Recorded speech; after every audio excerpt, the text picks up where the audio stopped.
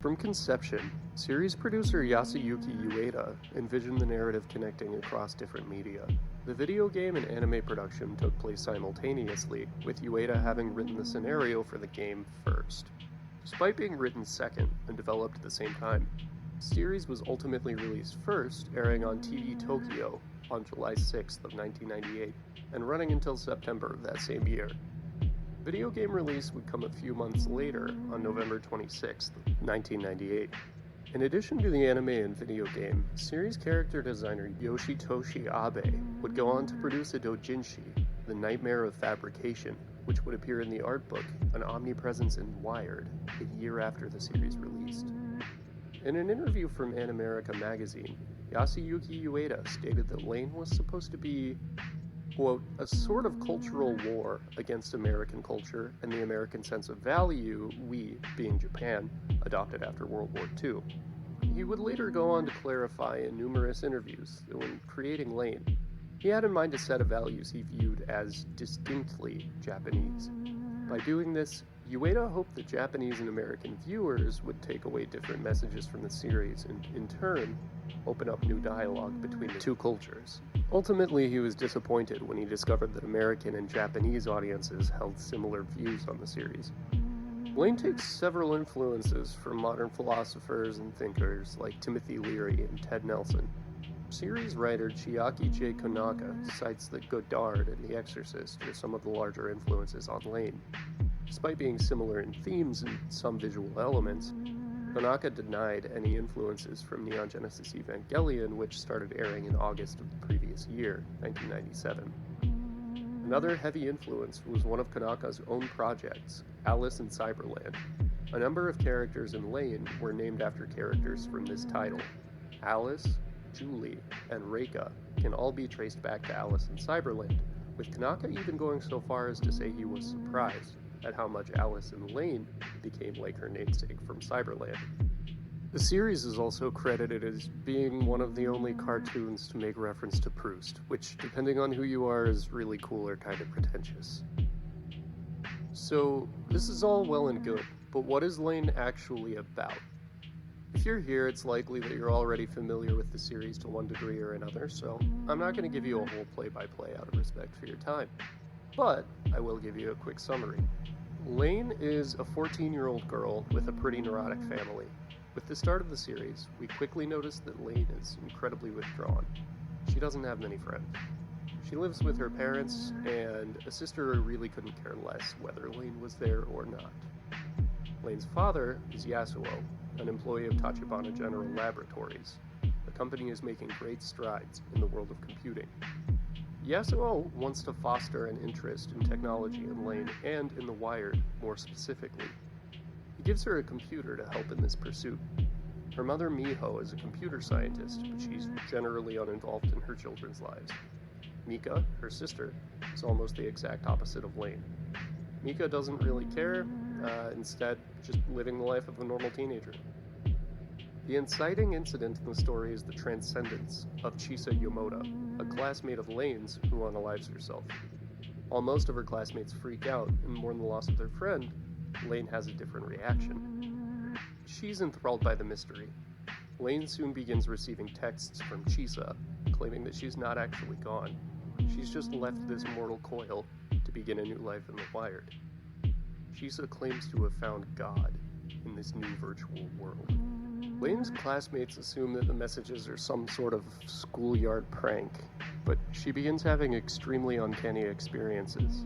She's trailed by strangers, who are later revealed to be the Men in Black. She's visited by a gray alien in her sleep. She's taken to a strange club, where the people around her indulge in unfamiliar drugs. While the lines between reality and digital hallucination grow increasingly blurred, there's a covert war happening. Masami Airi, the project director for the new internet protocol being rolled out by Tachibana General Laboratories, has gone AWOL. He's enacted a code that will allow him to shift entirely into the Wyrd. Lain is the catalyst for making that happen. Tachibana General Laboratories is trying to prevent this, while Masami's cult, the Knights of the Eastern Calculus, is doing their best to cause Masami's apotheosis. Towards the end of the series, Lain meets Masami in his ascended form. He's the god of the Wyrd that Chisa had alluded to earlier. Questions of identity become extremely blurred at this point, as Lain realizes that she's now able to shift completely between our world and the Wyrd. She becomes unstuck in time and space. She also erases her real-world existence from the memories of everyone she knows. With that, the series ends as she gains the understanding that she can be and do anything in either realm. Unfortunately, the video game is a bit inaccessible. It's mostly a series of videos and notes, and there's no official English release. There is a browser-based fan translation, but it's extremely difficult to navigate. The game tells an entirely different story. Pioneer LDC, the game's developer, doesn't refer to it as a game. They instead call it Psycho Stretchware. The game's lore is discovered in a completely non-linear way, leaving the player to piece the narrative together for themselves. The game shares Lain's therapy sessions with a woman named Tuoko Yonera. In the end, she unalives Tuoko and herself, entering the Wyrd for good. Now, that's a lot. So how can we unpack what's going on here? How do we even parse what this means? We can start with the thinkers that inspired the plot of Lain. Luckily, there are references to these thinkers everywhere. That Proust illusion we mentioned earlier will come up. When Lain speaks with her father towards the end of the series, he mentions that they should have some mandolins. This is a callback to In Search of Lost Time, a 7-volume Proust novel that plays deeply with the idea of involuntary memory. Have you ever smelled something that has a distinct time and place for you specifically? One that recalled a memory that had left your brain's RAM. A setting from your childhood, perhaps. That is an involuntary memory. Perhaps her father thought it would stimulate a memory of Lain's past life after she had transcended that world. Another major player in the philosophy that shaped Lain is Timothy Leary. He's a pretty divisive figure and doesn't really have the best reputation in academia at this point. That being said, he was a pioneering mind behind the psychedelic revolution. He was at the forefront of a lot of the therapy going on now that seeks to use psychedelics to deal with conditions like depression and anxiety. He did a lot of trials at Harvard back in the day. He was also under the assumption that you can use these substances to reprogram yourself. Using the metaphor of a computer to refer to a human brain is incredibly in vogue right now, and it was popular during Leary's time too.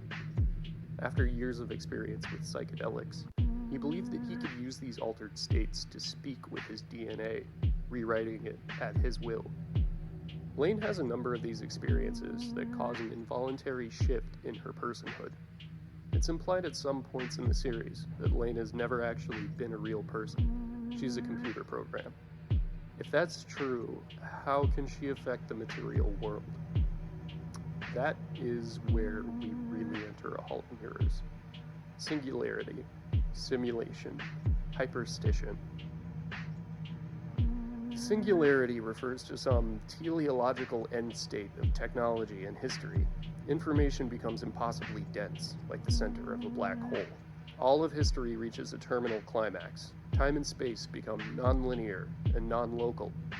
That's where we find Lain at the end of the series. That's what Lain is. The Matrix is frequently used as a shorthand for what simulation is, but it's not the best example. Unfortunately, Jean Baudrillard, who coined the theory behind simulation, stated that The Matrix is the kind of movie The Matrix would make. It implies a binary world, a duality. It much more resembles something like Gnosticism than anything Baudrillard wrote about. This isn't the world Lain takes place in. Gnosticism posits a blind idiot God that either malevolently or benignly created this physical reality for us to live in. It posits a possibility of rupture, of breaking free. In the true virtual postmodern world we now live in, there is no escape. People are conditioned by information and media, some real, some manufactured. We are reaching singularity because our media reproduces itself. We reproduce our media because it conditions us. And on and on and on and on, like a serpent eating its own tail. Hyperstition is a term that's a little bit harder to wrap your head around. How is it that the singularity can exist non-linearly, non-spatially? How can anything escape the limitations of thought? Hyperstition posits that ideas have a life of their own to a degree. Before we had rockets that could leave Earth's atmosphere, science fiction writers pondered the possibility. Through the efforts of people like Jack Parsons, who was good friends with science fiction author and Scientology founder L. Ron Hubbard, jet-propelled rockets became a reality. Hyperstition would assign agency to the idea of rockets. The idea itself uses people and their efforts here in the material world to create themselves. So too does the Wyrd, and the god thereof, create itself through Masami and Lain. That's what a singularity does. We would be remiss not to mention perhaps the most important facet of the philosophy that influenced the writers of the show. That's Carl Jung's conception of the collective unconscious. Jung was a student of Freud's, who split with him on a few key issues. While Freud thought that all of humanity's problems were a result of issues with libido, Jung sought to look into the psychological mechanisms at play in regard to the spiritual. He was obsessed with alchemy and all things strange across culture. Jung posited a shared unconscious between all humans. Some people contextualize this as a supernatural field that exists, like some kind of psychical cosmic background radiation. Others explain that there are similarities in human physiology and experience that give rise to certain archetypal characters that arise in human myths. Lain seems to take the latter approach by using Schumann resonance as an analogy.